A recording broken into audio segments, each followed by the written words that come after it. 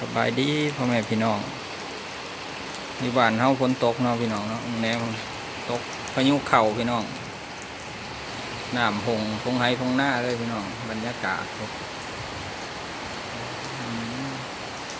ตกแห้งขนาดได้พี่น้องเอ้ยแนวคุณนะน้ำจนหงเบิดคุณพี่น้องอันนี้ก็คือบรรยากาศอยู่ที่โรงเรียนมศศอกเนาะพี่น้องเมืองไก่สอนพรหมวิหารบุแมน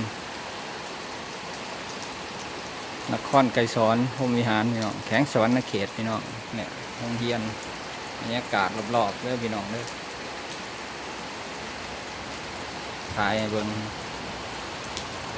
สวมเบิดพี่น้องอันนี้อยากตกเบาแน่แล้วพี่น้องเมื่อกี้แห้งเลยผ่าแตกน้ำเอง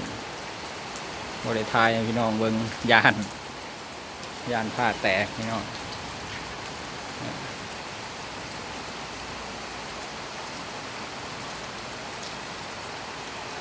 กบเขียดออกแล้วมือแรงพี่น้องเลยจากอึงจะเขียดแล้ว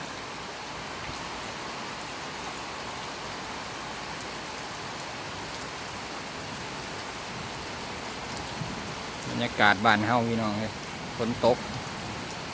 หน้านอนได้แบบนี้นะ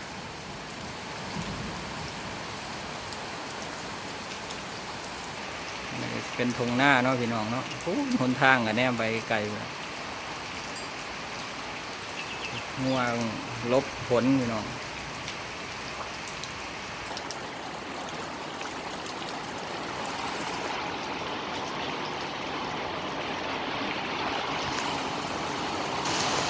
เช้า ไปฝนตกก่อนน้ำจนหง